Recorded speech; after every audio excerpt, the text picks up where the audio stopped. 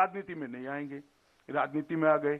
इन्होंने कहा था कि हम कांग्रेस के खिलाफ रहे, समर्थन नहीं लेंगे, 2 ही महीने में समर्थन ले लिया। इन्होंने कहा था हम घर नहीं लेंगे, सबने अच्छे अच्छे बंगले बन लिए, शीश महल भी बना लिया। इन्होंने कहा था गाड़ी नहीं लेंगे, गाड़ी ले ली। इन्होंने कहा था सिक्योरिटी नहीं लेंगे, सिक्योरिटी भी ले ली। अब दूसरे राज्य की भी सिक्योरिटी चाहिए, दिल्ली की तो है ही, मगर दूसरे राज्य की भी चाहिए। अब ये सारे धोखा देने वाले लोग एक जगह पे एक ही एड्रेस पर इकट्ठा हो गए। Mohit Bhatt, Times Now English. Sir मैं मोहित, टाइम्स नाउ से। सर एक सवाल जो अरविंद केजरीवाल से बार बार चुनाव के समय पूछा जाता है, यमुना की सफाई का आपने अपने मैनिफेस्टो में डाले, क्योंकि पहले उन्होंने कहा था कि मैं खुद डुबकी लगाऊंगा, लेकिन वो समय बीत गया। लेकिन आपने खुद डाला है, मैं साबरमती रिवर फ्रंट की तरह कहने की बात करी है। कितना बड़ा मुद्दा है सर यमुना, अगर चुनाव की बात करें? देखिए, ये बहुत बड़ा मुद्दा है। वहां गंदगी के कारण और अच्छे से पानी शुद्धिकरण के प्लांट न चलने के कारण भी दिल्ली वालों को स्वच्छ पानी नहीं मिलता है। न पर्यटन का कोई ठहराव है, न दिल्ली वासियों को आउटिंग का।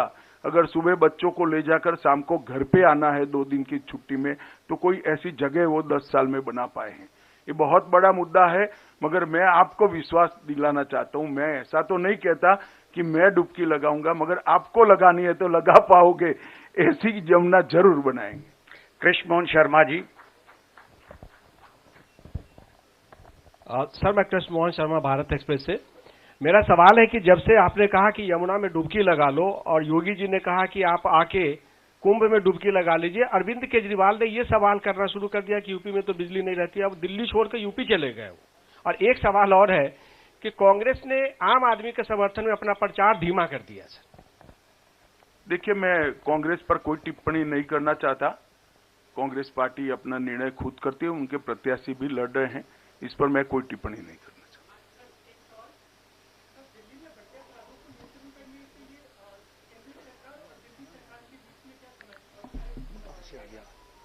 समन किसके लिए? अपराधों को कम करने के लिए दिल्ली सरकार की कोई जरूरत नहीं है। अभी म्युनिसिपल कमिश्नर ने एक प्रेस कॉन्फ्रेंस कर बताया कि 2 साल से स्टैटिक रूप से ही आंकड़े चल रहे हैं। आप भी इसको हमारी साइट पर जाकर देख सकते हैं। इसमें दिल्ली सरकार का कोई रोल नहीं। अमित पांडे।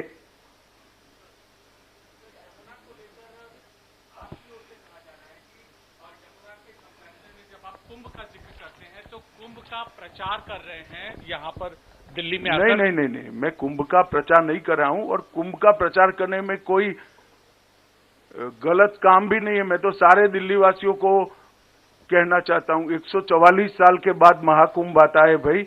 मैं तो मानता हूं कि इससे संचित पुण्य जागरूक होते हैं, तो आप सभी भी कर लीजिए, इसमें कोई बुराई नहीं है। मगर मुद्दा दिल्ली में यमुना के शुद्धिकरण का है। धन्यवाद।